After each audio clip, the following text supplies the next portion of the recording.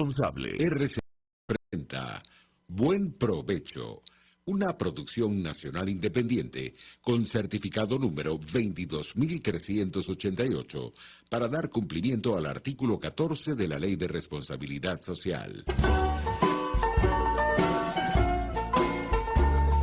A partir de este momento, los invitamos a formar parte de esta mesa donde se componen y descomponen los problemas del país. RCR presenta Buen Provecho.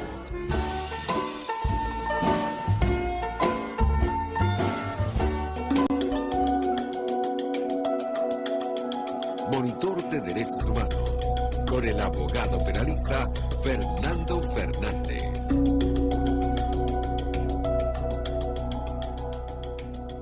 Buen mediodía y buen provecho. Les deseamos a todas las personas que nos escuchan.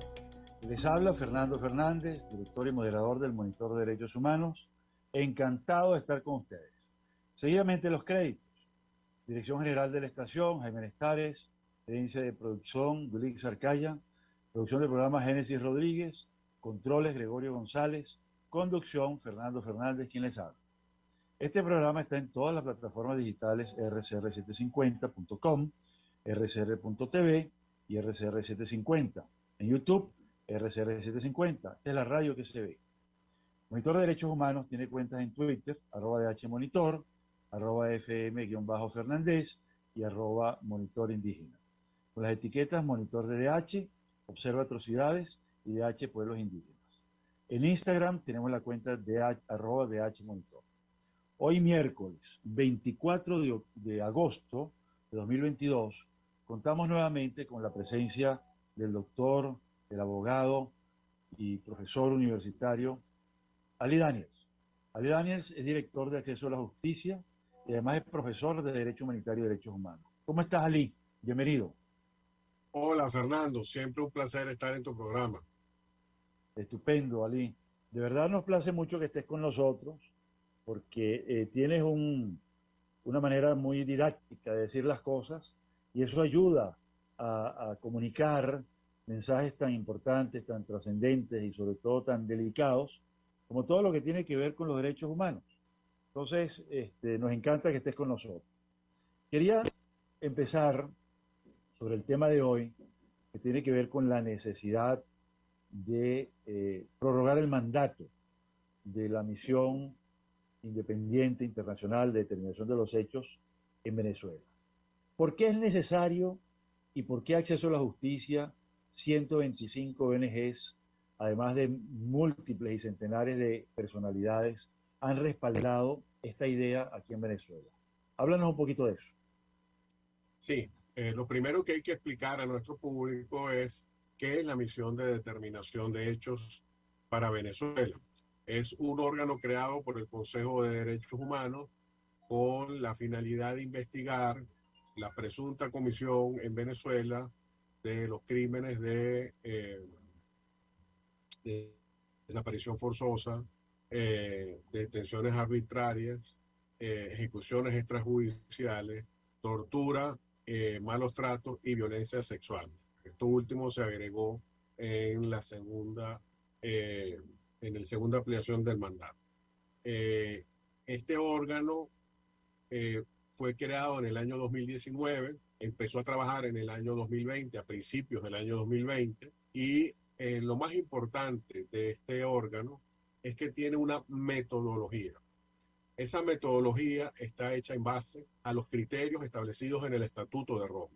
No es lo mismo la metodología, por ejemplo, de la alta comisionada o de la oficina del alto comisionado para los derechos humanos, que lo que establece es responsabilidad del Estado, no de las personas. Y otra cosa es la metodología que se necesita para establecer crímenes que están en el Estatuto de Roma. Para el Estatuto de Roma, lo importante, lo fundamental, es la responsabilidad individual. Y eso exige y requiere unos estándares de prueba y de investigación mucho más acuciosos, mucho más elevados que los que establecen la mayoría de los órganos de derechos humanos, donde lo único que se busca es la responsabilidad del Estado. Entonces, por esto es que esta misión es tan importante, porque ha rendido ya varias actualizaciones orales y ha presentado ya 2 informes. Uno que fue para mí el más fuerte, eh, el que más me afectó personalmente. Yo recuerdo que cuando se hizo público era aquí en Venezuela algo así como las 5:50 de la madrugada y por supuesto me leí fue el resumen porque no podía leerme el informe completo. Y en el resumen se decían cosas como que a 1,5 kilómetros de mi casa había un centro de tortura. Te podrás imaginar que yo me tenga que enterar, yo que vivo aquí en Venezuela, me tenga que enterar por un órgano que trabajó desde afuera, que aquí en Caracas hay varios centros de detención y que uno me queda a 1,5 kilómetros, eso realmente a mí me afectó muchísimo porque nos dice de toda esta triste realidad por la que estamos pasando y que si no fuera por órganos como este, con una seriedad y una rigurosidad tan grande como la tiene, pues no nos enteraría. Entonces, en este sentido, se han presentado, como dije, 2 informes. Uno que se presentó en el 2020 y que fue el primero, que ese es el otro elemento, que a mí también, digamos, me emocionó mucho cuando lo leí, fue el primer órgano internacional que señaló que en Venezuela se habían cometido crímenes de lesa humanidad. Eso lo dijo un par de meses antes que la señora Bensouda lo dijese públicamente.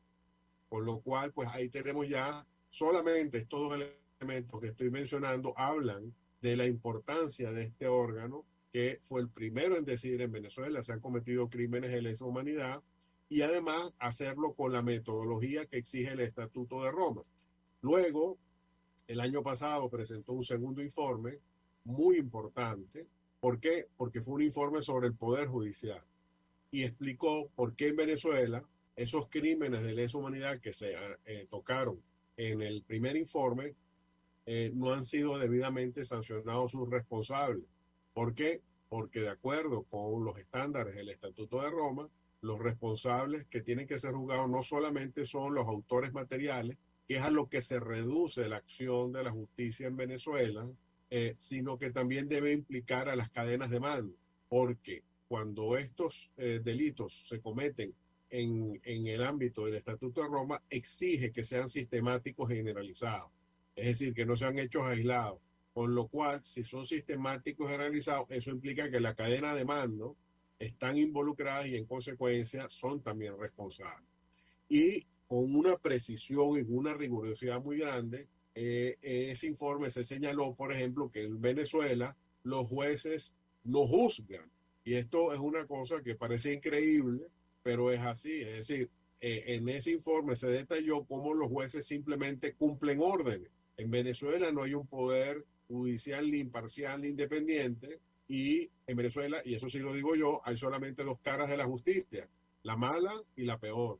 La peor es esta que se dirige a dirigentes opositores, a disidentes, a personas que protestan, a personas que critican al régimen, y por el otro lado la mala, que es la justicia ordinaria. Y en ambos casos, los jueces no juzgan, sino que siguen órdenes. Entonces, lamentablemente, esto fue puesto de manifiesto con muchísimos testimonios recogidos, con casos señalados por nombre y apellido, y además nos enteramos de una palabra, gracias a ese informe, que es tristemente recordada, que es el Sippenhaft, que no es más que una táctica nazi, según la cual cuando se busca una persona, si no se la consigue, se detiene a familiares de esa persona para que estos sirvan en calidad de rehenes y la persona que se busque se entregue. Y ahí se identificaron varios casos donde es así. Y además debo aclarar que esa palabra Sippenhaft no fue que ellos consiguieron el patrón y le pusieron ese nombre. No, sino que fue un funcionario que le dijo a una de las víctimas que le iban a aplicar el Sippenhaft. De modo que los funcionarios estaban muy claros que estaban aplicando una táctica que ya se había sido aplicada en un régimen totalitario. Eso lo sabemos gracias a la misión de determinación de hechos. Entonces, por eso es tan importante que ahora que se acaba su mandato y van a presentar su tercer informe, lo van a presentar en la última semana de septiembre, que en este tercer informe, que por supuesto esperamos que se haga con la misma rigurosidad con lo que se hicieron los dos anteriores. Además, se les dé una prórroga a ese mandato. ¿Por qué? Porque a pesar de que ya van 3 informes, estamos convencidos que apenas esos informes han tocado en cada uno de los elementos la punta del iceberg. Es decir, apenas han podido investigar una parte de la realidad de la represión en Venezuela y quisiéramos que eso se mantenga. ¿Por qué? Porque, repito, es el único órgano, además de la propia Corte, de la propia Fiscalía de la Corte Penal, que tiene la capacidad para hacerlo. En Venezuela no hay ninguna ONG con la capacidad para poder presentar con la amplitud y con el tiempo exclusivo que se dedica a la misión a recopilar pruebas para determinar responsabilidades en materia de la Corte Penal Internacional. Entonces, por eso hemos pedido que la misión continúe, porque tiene todavía muchísimo que hacer y muchísimo que dar. Has hecho un resumen estupendo del por qué es necesario que se renueve el mandato, pero me voy a quedar pegado con un tema que acabas de decir sobre la capacidad. Yo creo que, ¿qué tipo de capacidad? ¿Es capacidad técnica? ¿Es capacidad legal? ¿Tiene legitimidad? ¿Y por qué, en tu opinión? Sí, se dan los 3 elementos que acaba de mencionar. Tiene legitimidad en principio porque es un órgano que, como digo, tiene un mandato del Consejo de Derechos Humanos, con lo cual tiene la legitimación total de poder hacer las investigaciones en ejecución de un mandato que está en la Carta de Naciones Unidas. En segundo lugar, se trata de personal especializado, es decir, personal que tiene una experiencia criminológica, que sabe dónde tiene que investigar, qué tiene que preguntar, cómo lo tiene que hacer, cómo debe establecer los elementos de prueba y finalmente tiene, por supuesto, la capacidad legal de llevar esos testimonios, esas pruebas, levantarlos y plasmarlos en una documentación que permita posteriormente su uso por parte de la Corte Penal. Además, esto, hay que decirlo, es una metodología que ya tiene precedentes. Es decir, el caso venezolano no es un experimento, sino que ya ha habido otros casos donde el Consejo de Derechos Humanos ha creado misiones de determinación de hechos y hay un caso muy concreto que es el precedente inmediato del venezolano, que es el caso de Myanmar, donde primero se creó una misión de determinación de hechos, ahí se recopiló una serie de testimonios, una serie de pruebas e incluso se estableció una lista de posibles responsables, una lista reservada, y esa lista reservada se entregó junto con los elementos de prueba a la señora Bensouda en aquel momento. Y la señora Bensouda abrió, gracias a estas pruebas recogidas, primero un examen preliminar y luego ahora está en fase de investigación. Con lo cual se ve que esta práctica es una práctica sana porque además es un personal a dedicación exclusiva para estos temas. En Venezuela, nosotros aquí las ONG, tú lo puedes saber mejor que yo, nos las pasamos apagando fuegos porque todos los días hay una crisis diferente, ¿no? Hoy, por ejemplo, tenemos la triste noticia, la ingrata noticia de que Alonso Medina Rojas le ha sido prohibida la salida del país y además ni siquiera por un órgano judicial, sino por el 6CPC. Yo quisiera saber cuál es la ley que le permite al 6CPC la prohibición de salida del país, cuando eso es una Ninguna. competencia. Exactamente. Ninguna. Es una prueba. Entonces, Te lo digo ya. Te lo digo ya. Así es. Entonces, ese es el tema.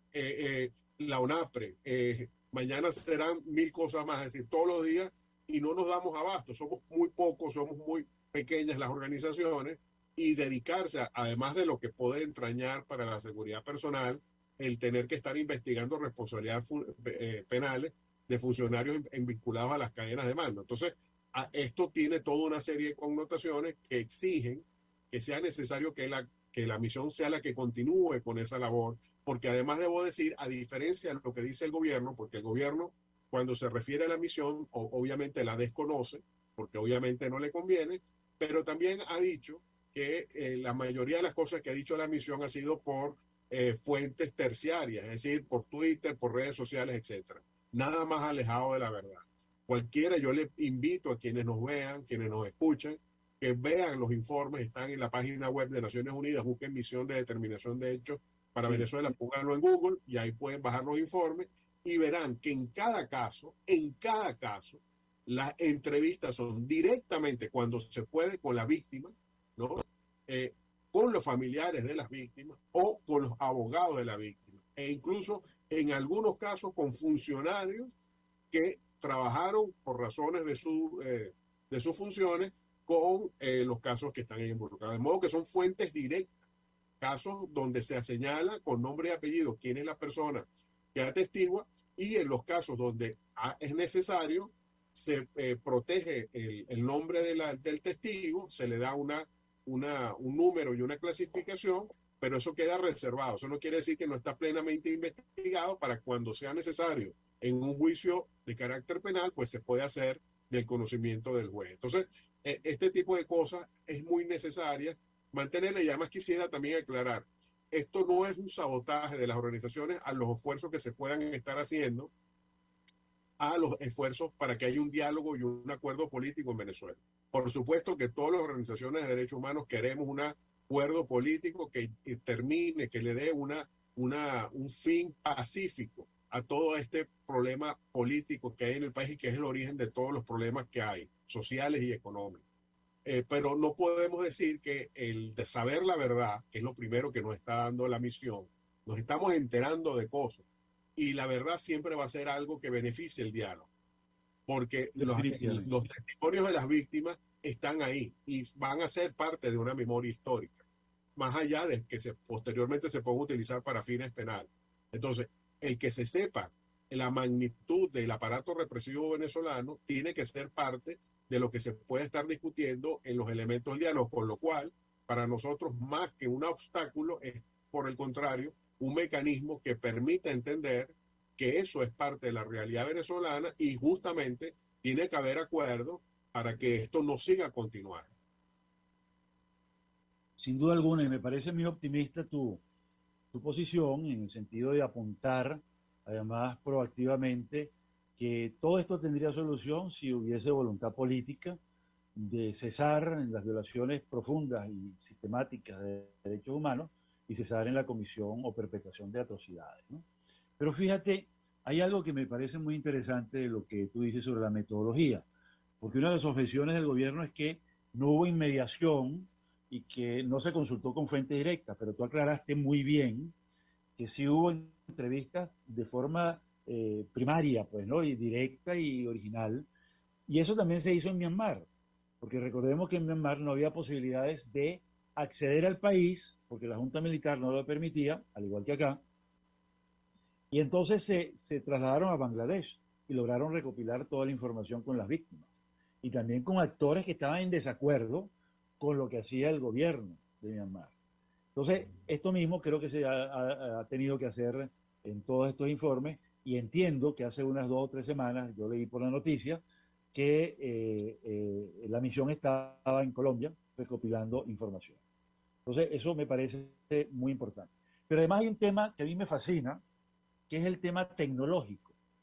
Hay ahora mecanismos informáticos de compilación de pruebas a través de videos, a través de mensajes que se pueden compilar, analizar en su contenido, y una cantidad de situaciones, porque también la realidad virtual ahora forma parte del acervo documental y probatorio de cualquier juicio, inclusive hasta un juicio de rectificación de un acta de defunción, por ejemplo, ¿no? Entonces, esto yo sé que en el área penal internacional esto se está usando, pero me gustaría oír unas ideas tuyas sobre el particular.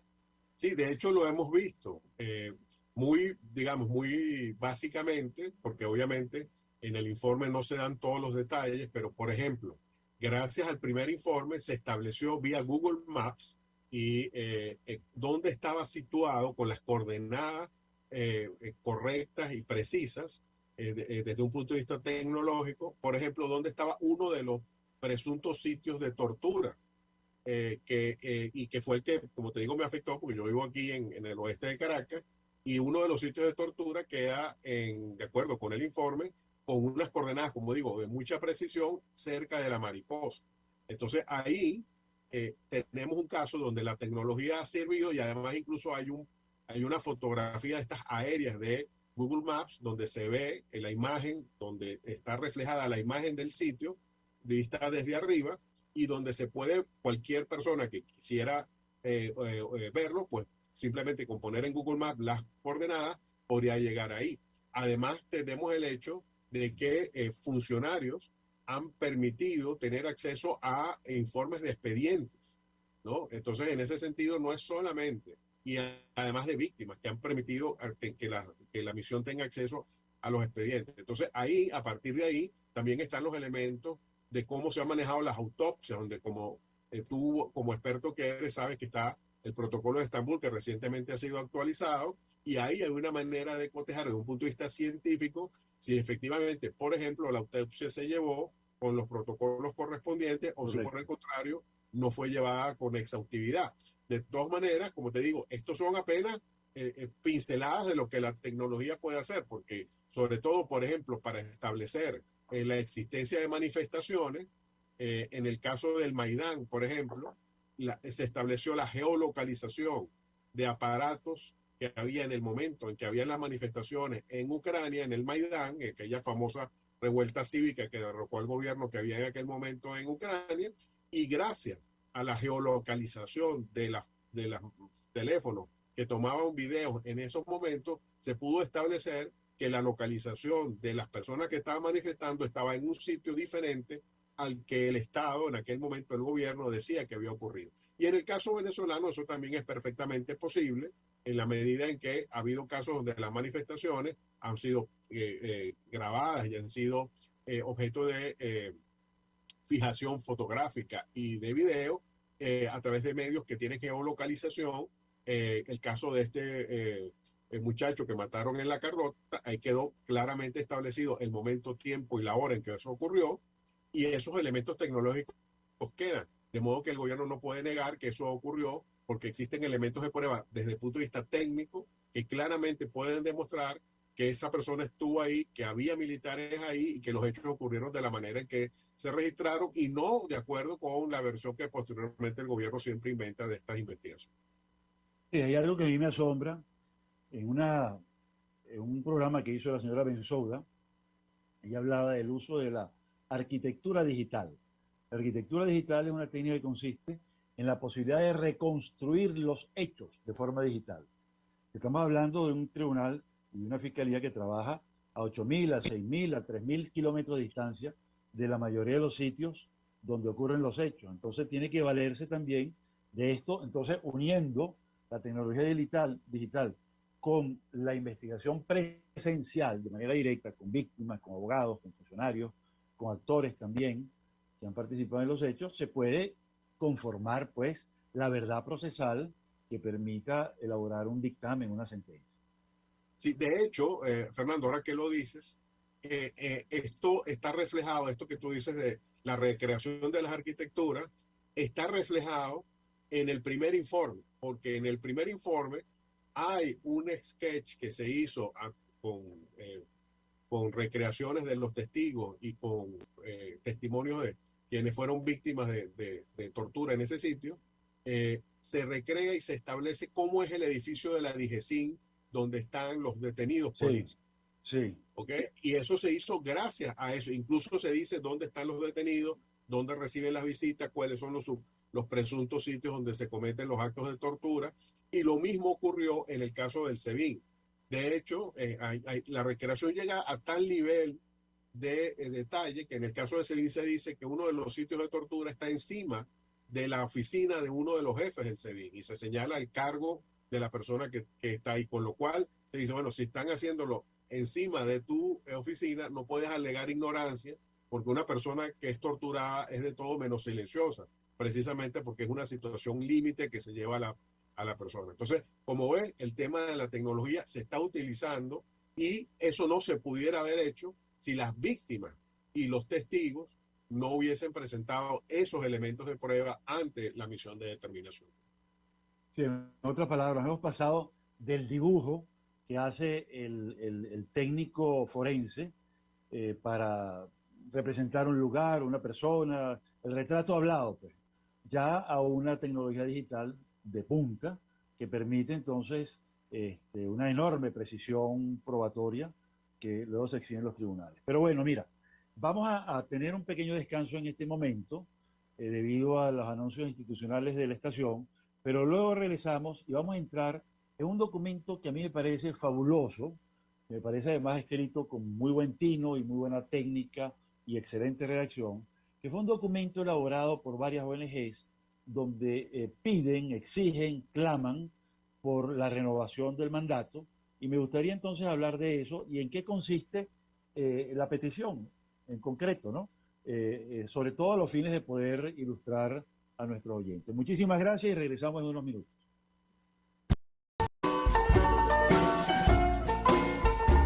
Análisis, opinión, entretenimiento y mucho más.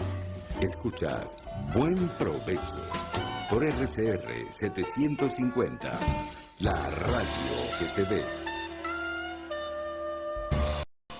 Sintonícenos a través de Periscope, @RCR750, la radio que se ve. RCR 750 AM, porque lo bueno une. Mis amigos, quiero hablarles de Dilab Biodiagnóstico, un nuevo laboratorio clínico con un concepto original. Además de estar dotado con los equipos de la más reciente tecnología y el personal de más alta calificación, Dilab Biodiagnóstica te ofrece ambiente y trato amables y los precios más económicos en todos tus exámenes de laboratorio. Pide tu cita en el 0212-945-5788.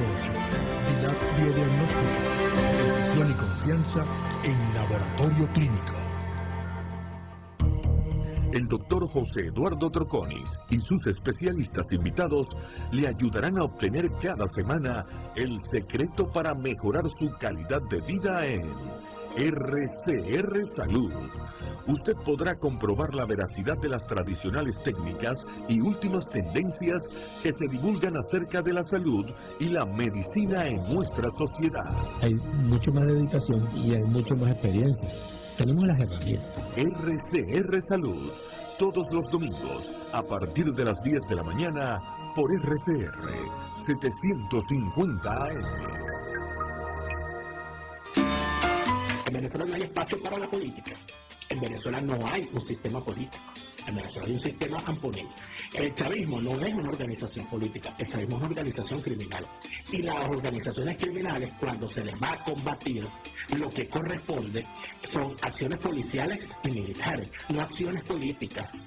Porque si usted asume que una organización criminal es una organización política y se sienta con ellos, estaríamos entonces hablando de que en Venezuela estamos viviendo lo que hubiese vivido Colombia si Pablo Escobar continúa en la política. Exactamente lo mismo. Los ampones disfrazados de políticos o con la política como coartada para hacer las barbaridades que hacen. Y lamentablemente eso es lo que estamos viendo. Y así nos va, de lunes a viernes a las 4 de la tarde. Radio Caracas Radio, porque lo bueno une. RCR 750 AM, porque lo bueno une.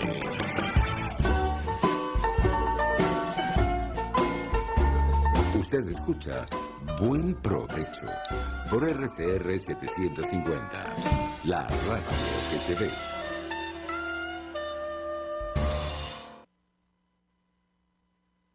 Con nosotros estamos con el doctor Ali Daniels, director de Acceso a la Justicia, profesor de Derecho Humanitario y Derechos Humanos, y un personaje muy interesante porque tiene una vida muy activa en las redes a través de su ONG, la que dirige, Acceso a la Justicia. Siempre hace un diagnóstico de situaciones, de sentencias, de leyes y de hechos que conmueven la opinión pública. Pero quedó en el aire la pregunta, o por lo menos tu intervención, Ali, sobre el tema del documento. Es decir, hubo 125 ONGs que lanzaron un documento e inmediatamente empezaron las adhesiones nacionales e internacionales de forma multitudinaria respecto a este asunto. ¿Qué nos puedes decir del contenido del documento y por qué tanta gente se pudo poner de acuerdo en un asunto tan necesario y tan importante? Sí, esto es muy importante lo que está diciendo porque se trata de organizaciones de toda naturaleza, es decir, hay organizaciones humanitarias como Acción Solidaria, como la propia organizaciones que están vinculadas a la ayuda a la mujer, a la violencia contra la mujer. Están organizaciones ya de tipo de defensa de derechos humanos estrictamente, como es el caso de Provea, está Human Rights Watch, está Amnistía Internacional. Entonces estamos hablando que hay una opinión, digamos, generalizada entre las organizaciones tanto nacionales como internacionales, de que debe postularse una nueva resolución del Consejo donde se prorrogue el mandato. Ahora bien, esto no lo puede hacer ninguna organización por sí misma, ni Amnistía, ni Human Rights Watch tienen la cualidad para poder presentar esta resolución de prórroga del mandato, sino que eso tiene que hacerlo algún país miembro de Naciones Unidas. No hace falta que sea miembro del Consejo. Basta con que el país que lo haga sea un país miembro de Naciones Unidas, con lo cual el espectro es muy amplio. Y es necesario también que sea un país de la región de América Latina, para que se entienda que viene de la preocupación como país de América Latina que se está presentando la moción. Entonces, claro, en esta circunstancia donde ahora, como se sabe, el péndulo de las elecciones, como antes fue a la derecha, ahora va a la izquierda. Entonces, en este sentido, pues hay un número grande de países que son de izquierda, pero para nosotros eso no tiene mayor importancia, porque usted puede ser de derecha o de izquierda, a mí me da exactamente lo mismo, pero usted no va a estar de acuerdo con la tortura si usted es una persona seria, sobre todo si usted es una persona decente. Usted no puede estar de acuerdo con la tortura. Entonces, en este Y sentido, demócrata. Tiene que ser un es así. demócrata. Claro. Entonces, a los efectos de esto, nuestro llamado a cualquier país de cualquier ideología, que eso sí tenga un compromiso con los derechos humanos y que presente este proyecto de resolución, que yo estoy seguro, por los contactos que hemos hecho a lo largo de estos meses, que una vez que este país presente este proyecto, va a haber otros que se van a unir, porque hay un consenso efectivamente en América Latina de que la misión, los que han visto con ojos científicos y serios lo que ha hecho la misión, saben que el trabajo ha sido serio, saben que la misión ha cubierto las expectativas, incluso a pesar de que ha tenido graves problemas presupuestarios. El año pasado y el año antepasado tuvieron enormes dificultades presupuestarias, pero a pesar de eso lograron el cometido, y en este sentido creemos que ahora haya pues este país que se vaya a presentar, que esperemos que pronto se lance al ruedo y podamos entonces tener esto, porque además debo decir que hay tres cosas que van a ocurrir en las próximas semanas que son fundamentales para los derechos humanos en general, y este mes debe escogerse al próximo comisionado de derechos humanos que va a sustituir o la que va a sustituir a la señora Michelle Bachelet. Luego va a haber una elección para dos miembros del Consejo por parte de América Latina, y ahí la cosa va a estar reñida porque son dos cargos, son dos puestos y hay tres postulados, uno de ellos Venezuela. Entonces habrá que ver si efectivamente Venezuela logra la reelección, aunque nosotros consideramos que no entendemos cómo siquiera se ha postulado un país que está siendo objeto de una investigación por parte de la Corte Penal Internacional, cuando los estatutos del Consejo de Derechos Humanos dicen que los miembros del Consejo deben cumplir los más altos estándares en materia de cumplimiento de los derechos humanos, cosa que Venezuela, por supuesto, no está en situación de defender. Y por último está esto que acabamos de señalar, que es lo de la misión de determinación, su prórroga o no, con lo cual, como ves, en las próximas semanas estos tres escenarios van a ser de muchísima importancia para Venezuela, porque ya vimos cómo, por ejemplo, el caso de la señora Bachelet trajo a la opinión pública, a la comunidad internacional, aspectos fundamentales de la violación sistemática y generalizada de los derechos de la violación de derechos humanos en Venezuela, y cómo el papel de Venezuela en el Consejo fue un papel muy triste, muy lamentable, y esto lo digo con mucho pesar, porque escribí un artículo hace unos años sobre el Tratado para la Prevención y Sanción del Delito de Genocidio, y ahí me enteré, por ejemplo, investigando, que la introducción de esa convención la hizo un embajador venezolano, ¿no? Entonces, que Venezuela haya sido el que hizo la introducción de la Convención para la Sanción y Prevención del Delito de Genocidio en los 40, y que ahora todos los votos de Venezuela han sido en contra de investigaciones para crímenes de lesa humanidad en países que manifiestamente están cometiendo atrocidades, pues es una lamentable situación que esperemos que no se vaya a continuar, porque hay otros países como Chile y Costa Rica, que son los otros dos nominados, que consideramos tienen una hoja intachable, sobre todo Costa Rica en materia de respeto a los derechos humanos, que evidentemente deberían ser los elegidos. Pero, como sabes, en materia de diplomacia, pues estas cosas no son en blanco y negro, lamentablemente. Sí, yo creo que el papel de Venezuela en el pasado fue notable y muy importante, no solamente en eso, sino, por ejemplo, en la Convención contra, el proyecto de Convención contra la Pena de Muerte a nivel interamericano, a nivel mundial. El tema fue líder también en la discusión del Estatuto de Roma, de la Corte Penal Internacional. En fin, siempre tuvo, en la llamada era democrática, un papel destacadísimo y hoy en día está más bien de retroceso. Ahora, tú mencionabas al Consejo de Derechos Humanos. Yo creo que es muy importante que la gente entienda la importancia de este Consejo y cómo es posible que países como Venezuela sean miembros de este Consejo todavía, pero también qué ocurrió con el caso de Rusia y por qué fue retirada. Y en el pasado, ¿qué pasó con el caso de Libia? O sea que hay una especie de eslabonazo quizás hacia Venezuela en ese sentido. Sí, bueno, efectivamente. Yo quisiera señalar, porque hay quienes critican Naciones Unidas y con toda justicia, con toda razón, dicen que es un órgano inoperante, que no sirve para nada, pero también tenemos que entender que Naciones Unidas es un escenario donde se plantean lo que es la preocupación de la comunidad internacional. Tenemos que decirlo con claridad, Venezuela es una de las muchas tragedias, de las muchísimas tragedias que hay en el mundo. Y para los que creen que estoy exagerando, bueno, ahí tenemos Haití. Ahí tenemos Haití. ¿Quién habla de Haití?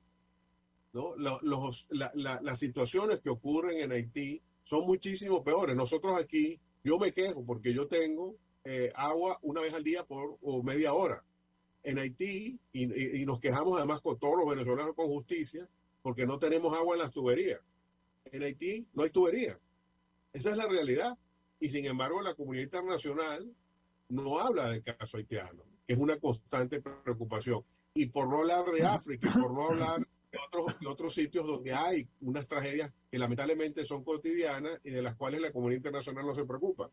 Entonces, por eso es tan importante que la misión se mantenga, que el alto comisionado mantenga sus oficinas aquí, porque con independencia de que no puedan ejercer una acción más allá de los documentos y de las denuncias, su papel es importante porque pone de manifiesto que hay una comunidad internacional que, a pesar de que se vea que el caso venezolano se está cronificando, que esa es otra de las graves preocupaciones que tenemos, que seamos otra tragedia más en un panorama lleno de tragedias y que en consecuencia se normalice la situación de emergencia humanitaria que vive el país. Precisamente este tipo de hechos nos permiten decirle a la comunidad internacional: esta es la situación, no es cierto que Venezuela se está arreglando, y por el contrario, la emergencia humanitaria y los crímenes de lesa humanidad son parte del triste presente y no del pasado que el gobierno nos quiere hacer ver.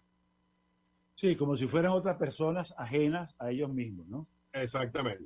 Tú mencionas, sí, hay un tema, es verdad, la situación de los derechos humanos, la catástrofe producida por los propios gobiernos, etcétera, pero también la gente critica mucho que en el Consejo de Derechos Humanos haya democracias y no exclusivamente democracias, porque también hay dictaduras y gobiernos dictatoriales. Entonces, ¿cuál es el juego y por qué pueden ser electos también dictaduras como democracia en un organismo de derechos humanos?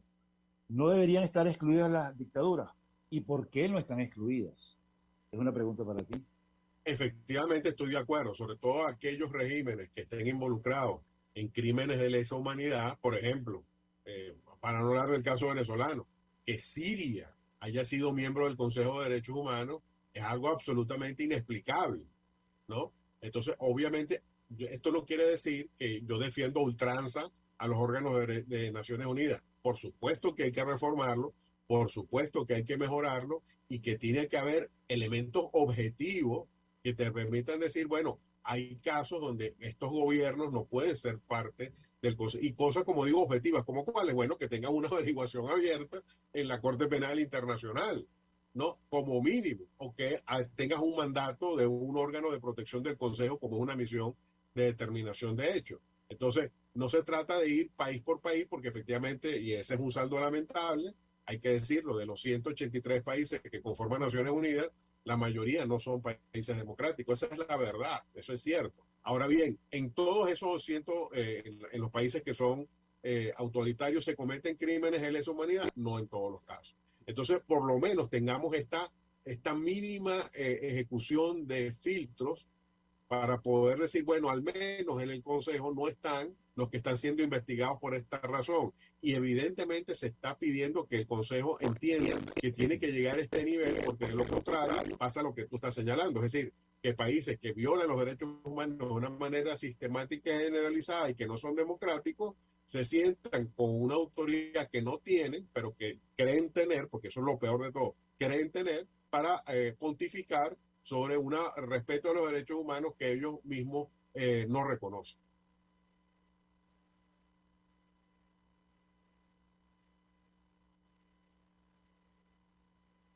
¿Aló? Sí, te escuchamos, adelante.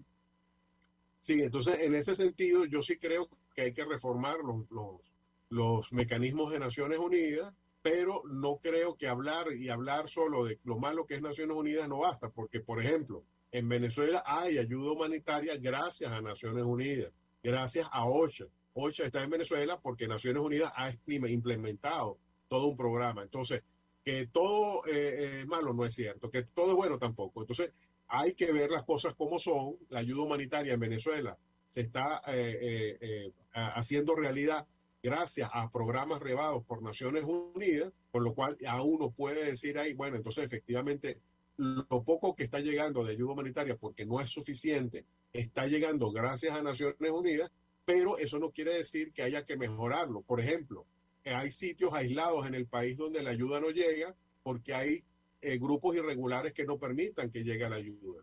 Entonces, eso tiene que decirse y tiene que denunciarse. Y además, la ayuda humanitaria no puede sujetarse a ideologías políticas. El gobierno debe dejar su pretensión de darle un color político a la ayuda para que la gente crea que la ayuda llega por el gobierno y no porque Naciones Unidas o ONG vinculadas a Naciones Unidas están llegando. Entonces, como ven, todo es un mecanismo que tiene que ser revisado, pero que eso no implica el papel importantísimo que Naciones Unidas está jugando y sigue jugando y deberá seguir jugando en el país mientras exista una emergencia humanitaria compleja. Oye, excelente, Ali. Fíjate que sobre el tema del Consejo de Derechos Humanos y el por qué yo soy proclive a que estén las dictaduras inclusive, pero que no sean la mayoría, eso sería muy importante, es que ha habido dos tiempos históricos. Antes de la Declaración de los Derechos Humanos, en el año 28, por supuesto, antes de la Segunda Guerra Mundial, y después de. Entonces, el número de las democracias en el mundo era casi inexistente antes de la Segunda Guerra Mundial. Ahora es un grupo muy importante, muy grande, aun cuando todavía no es mayoritario. El hecho de que estén en el Consejo de Derechos Humanos algunas dictaduras es para que aprendan de las democracias. Y por eso es tan importante la serie de recomendaciones que las democracias y otras dictaduras también le dan a las dictaduras para que mejoren su performance y su actuación en derechos humanos. Y si no lo hacen, tendrán que ser expulsadas, como ocurrió con Libia, como ocurrió con Rusia. También la Unión Soviética en la Liga de las Naciones fue expulsada de la ONU, nada más y nada menos cuando invadió Finlandia. De tal manera, pues, que lo que habría que pensar es hasta qué punto una dictadura tiene o no acomodo dentro de las democracias y cuándo no puede seguir siendo parte de organismos de esta naturaleza. Creo que sería un punto de discusión bien interesante, ¿no? Y además quisiera agregar el pequeño grano de arena que un gran venezolano hizo sobre estos temas. Por ejemplo, hablemos de la OEA. Valdría la pena que en los 60 se hablara de este tema, donde la mayoría de los miembros de la OEA en los 60 eran dictaduras. Bueno, obviamente sí valía la pena que formaran parte. ¿Por qué? Porque si República Dominicana no hubiese sido parte de la OEA, el gran Rómulo Gallego no hubiese creado la figura de las visitas in loco. Entonces, en un país, un dictador como era Rafael Leónidas Trujillo, quien estaba acostumbrado a no darle cuentas a nadie y a no darle ninguna explicación, los funcionarios de su régimen tuvieron que rendir la explicación a la Comisión Interamericana gracias a que el gran Rómulo Gallego dijo, a mí se me ocurre que como se dice que el ejercicio de las competencias, que eran muy vagas, de la comisión, permiten visitas al sitio, visitas in loco, bueno, yo voy entonces a visitar República Dominicana y fue una misión de la comisión y se entrevistó con las víctimas. Entonces imagínate tú lo que significó para esas víctimas en los 60, que se pensaban olvidadas, que se pensaban que nadie los escuchaba, explicarle a un funcionario de la OEA, a mí me han torturado, a mí me han vejado, y además tener que el gobierno dar explicaciones a un órgano internacional. Esto no es menor. Y por eso es que lamentablemente me duele que a Rómulo Gallegos no se le reconozca esa enorme contribución que le dio a la lucha por los derechos humanos cuando todavía no existía la Convención Americana, porque todo esto es antes de la Convención Americana. Entonces ahí ves que efectivamente sí es bueno que las dictaduras estén en los organismos internacionales porque tienen que dar explicaciones y ya Claro. eso es importante para las víctimas. Sí, sobre todo porque se puede ver qué es mentira, qué es verdad, quitarle la maleza y el pajonal que suelen presentar para encubrir los hechos y así sucesivamente, ¿no? Hay un destacado papel también que hizo Rómulo Gallegos, fue el primer presidente de la Comisión Interamericana de Derechos Humanos. Eso es un prestigio para Venezuela y para el sentir democrático muy grande, muy importante, ¿no? Entonces, bueno, ahí tenemos una cosa que me alegra mucho que lo pongas en evidencia y que lo traigas al programa, porque eso hay que decirlo a los cuatro vientos, ¿no? Y buscar otros personajes equivalentes o que puedan hacer un papel tan importante. Y tenemos un Carlos Ayala, un Pedro Níquem, que han logrado, entre muchos otros, Asdrúbal Aguiar. En fin, ha habido muchos venezolanos muy activos en esta materia, ¿no? Entonces, mira, vamos a ir cerrando ya porque el tiempo se nos acaba. Yo quisiera que en estos últimos minutos tú dijeras, con tu experiencia, con tu sapiencia, ¿qué sugieres tú a las ONGs en torno a empujar la idea de lograr que se prorrogue el mandato de esta misión internacional? ¿Y qué trabajos alternos hay que hacer? ¿A quién hay que convencer? ¿Con quién hay que hablar? ¿Qué sugieres tú? Sí, bueno, las acciones pueden ser muchas, desde la más sencilla, que es que todos los que nos escuchan pongan el hashtag que hemos puesto para esta campaña, que es el hashtag que siga la misión, con lo cual le daría mucho eco a los mensajes que desde las diferentes organizaciones hemos realizado pidiendo que se prorrogue la misión, hasta cosas tan ya más formales como que cualquier organización local de cualquier país vaya y pida al gobierno de su país en cualquier parte, en Perú, en México, en Paraguay, en Uruguay, en Chile, le digan, queremos que ustedes sean los que tomen la iniciativa y propongan la prórroga del mandato. Entonces, a partir de esos dos extremos, es decir, desde el contacto directo con los gobiernos hasta la participación activa en las campañas, se genere un clima de opinión que haga que efectivamente se vea que la necesidad de que la misión continúe se haga. Además, debo decir que cualquier artículo de opinión, cualquier manifestación a favor de la misión siempre es bienvenido desde cualquier ámbito, del académico, desde los gremios, desde las organizaciones sociales, porque justamente son las organizaciones sociales las más beneficiadas por la acción, porque además debo aclarar, en el primer informe se dijo con claridad que en Venezuela la violencia del Estado tenía dos grandes áreas, dos grandes vertientes. Una, la de la persecución de la disidencia, pero otra que es un poco más ignorada, que es la persecución y la comisión de crímenes de lesa humanidad en zonas populares del país. Es decir, estas racias y estos mal llamados programas de liberación del pueblo, las famosas OLP, que al final no eran más que mecanismos de represión y que lamentablemente ahora ya no existen con ese nombre, pero las ejecuciones extrajudiciales continúan.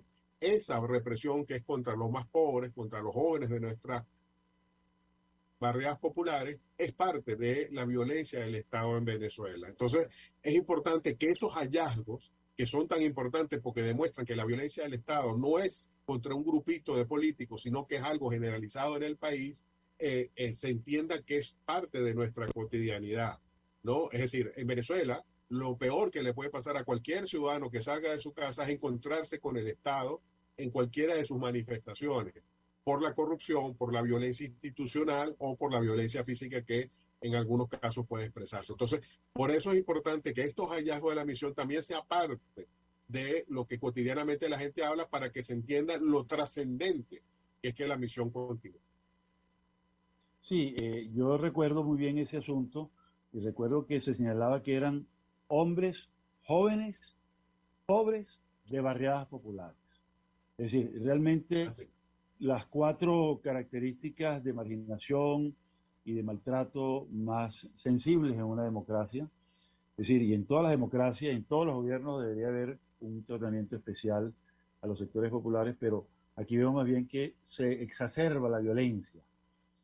Las ejecuciones extrajudiciales, las detenciones arbitrarias y sobre todo el maltrato en los derechos económicos, sociales y culturales. Ahí tenemos el tema del agua, la electricidad, la salud, en fin, todo para hacer un nuevo programa, y dejamos abierta y extendida la invitación a Ali para seguir trabajando estos temas. Me encantó estar contigo, muy completo. Muchísimas gracias y nos seguimos viendo hasta nuevo aviso. Un gran Muchas abrazo. gracias, Fernando. Siempre un placer. Sí, Cuídate mucho. un abrazote. Monitor de Derechos Humanos, con el abogado penalista Fernando Fernández.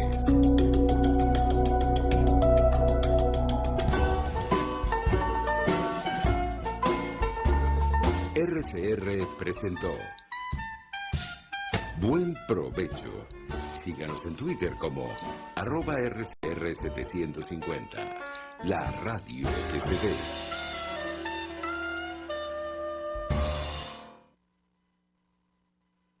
Buen Provecho, una producción nacional independiente con certificado número 22.388 para dar cumplimiento al artículo 14 de la Ley de Responsabilidad